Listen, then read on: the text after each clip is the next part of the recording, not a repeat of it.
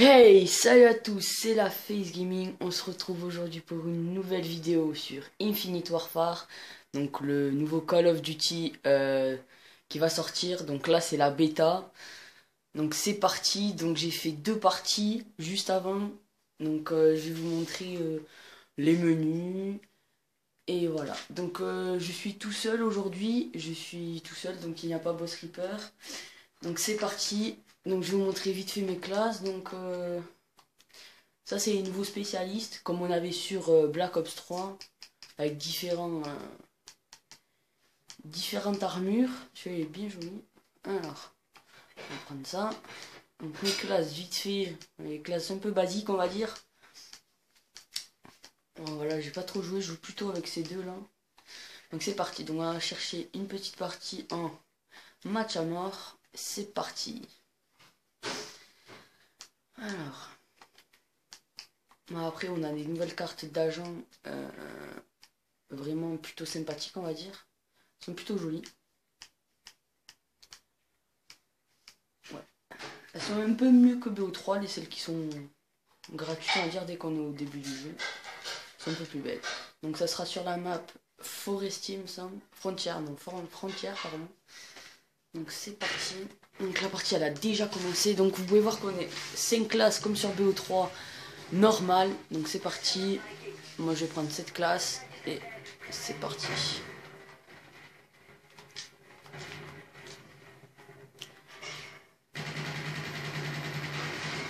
Waouh, waouh, waouh.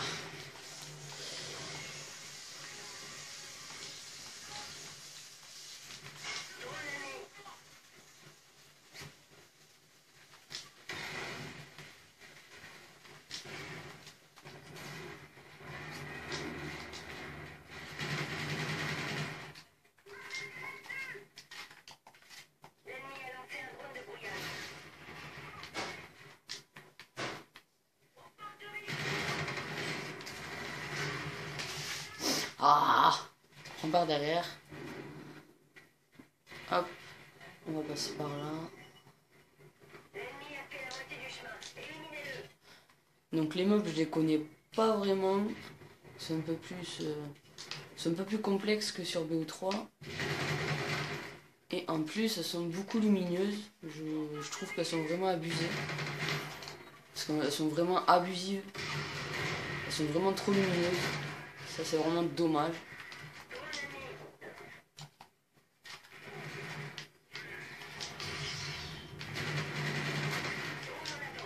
Voilà.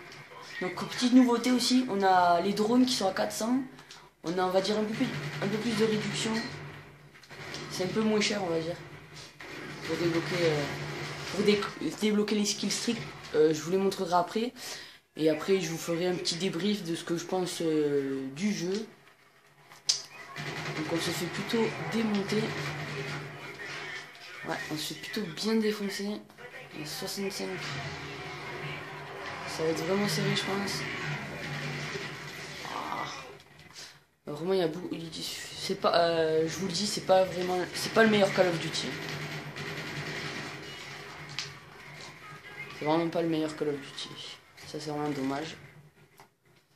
Donc on s'y attendait un peu, mais bon. Oh là là, mais les gens, mais comment ils font pour jouer comme ça? Bon, c'est pas grave, on va essayer de remonter un peu le score parce que là.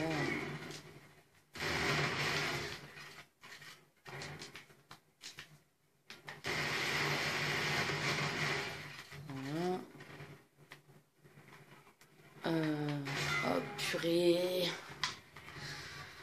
Et aussi le snipe, ouais, petit avantage du snipe, c'est qu'il est vraiment pas mal. Il est vraiment excellent sur ce jeu. Il est mieux que sur BO3. Il est vraiment très très mieux. On peut plus rentrer des flashcopes et tout ça. Allez, c'est parti, on va activer le spécialiste. C'est ce spécialiste, je l'avais testé, ça fait des espèces de mitrailleuses. Et ça les défonce bien. Ah, dommage. Il était un peu loin, on va dire. Tant pis. Donc, c'est pas grave. Ah, pardon. Moi, je fais un score. Bah, ça va, j'ai un score positif, mais bon.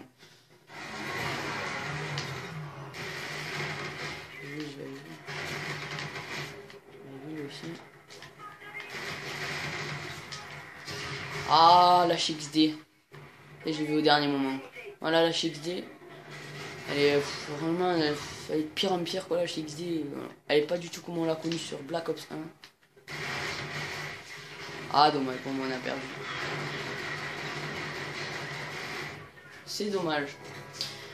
Donc voilà, donc ça c'est la... On va faire qu'une partie je pense, parce qu'après je vais un peu donner mon avis je pense, donc c'est pour ça. Donc c'est dommage. Donc après il y a vraiment des choses très mal faites hein, du jeu, comme sur tous les jeux on va dire. Donc voilà. Tant pis. Bon, par contre tout ce qui est pour la bêta, elle se finit ce soir sur Xbox. Donc si vous êtes sur Xbox, téléchargez-la, juste pour vous donner un avis du jeu. Donc moi je m'attendais voilà, à ça, donc j'en étais sûr que j'allais être déçu on va dire. Donc hop, je vais quitter. Donc pour les choses qui sont on va dire, qui sont un peu nulles sur le jeu, déjà c'est pas du tout, si vous attendez un Black Ops 3 à peu près pareil, c'est pas du tout pareil. Pour moi c'est un mélange entre Call of Duty Advanced Warfare et Ghost. Donc deux jeux qui m'ont on va dire pas tellement... que j'ai pas trop accroché on va dire. C'est un peu les mélanges des deux. Le système des vies, de la santé, c'est plutôt Ghost. Et après, le système du jeu en lui-même, des balles et tout. Je sais pas si sur le gameplay, il y avait des gens qui jouaient, mais il y a des armes, ça tire des lasers bleus. Donc voilà quoi, c'est vraiment futuriste. Donc c'est vraiment dommage. Après, en termes d'armes, voilà, donc ça c'est les fusils d'assaut. Donc ça, la NV4, c'est plutôt le remake de la M4A1 qu'on avait sur Black Ops 3. Le R3K, c'est plutôt le type 25, il me semble, de MW3 aussi. La Kabar, il me semble qu'elle était sur un jeu, sur un Black Ops, je veux dire, mais je sais plus lequel, donc n'hésitez pas à me le mettre en commentaire.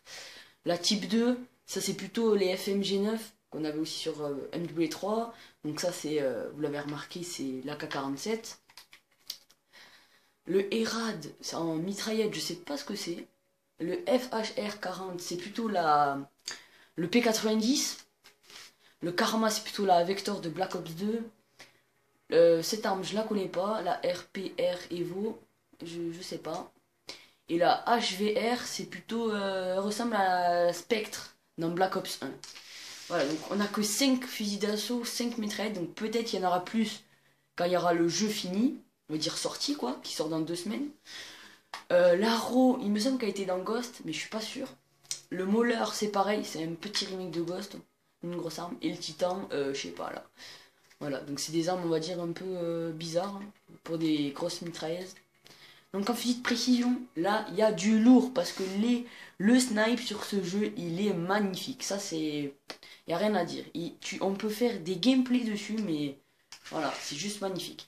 Donc tout à l'heure, j'ai fait un petit pack à 30, j'ai débloqué la nucléaire, comme vous pouvez le voir, en haut. Donc la nucléaire, elle ne se débloque pas en faisant 25 kills, mais il faut faire des packs pour débloquer en fait sur certaines armes, comme vous pouvez voir qu'elle est violette. C'est un truc légendaire, donc c'est dans les packs.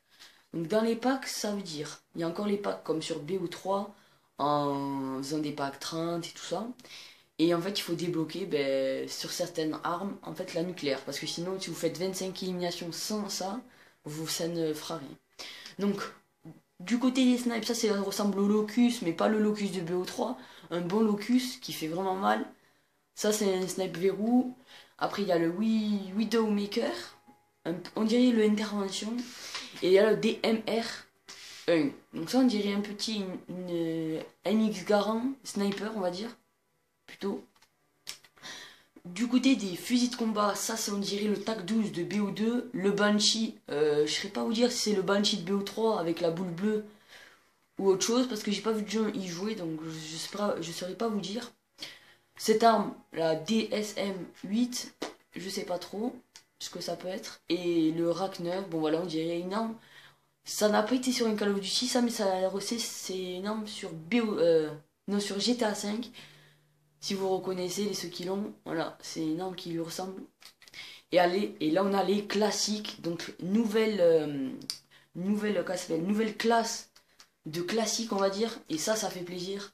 Donc c'est des classiques qui seront disponibles que dans le jeu. Donc ça, si vous l'avez reconnu, si vous avez eu Ghost, c'est la ARX30 il me semble. Là, l'UMP. Donc je pense pas que ce soit les MP de MW2 qui faisaient vraiment des long shots et tout.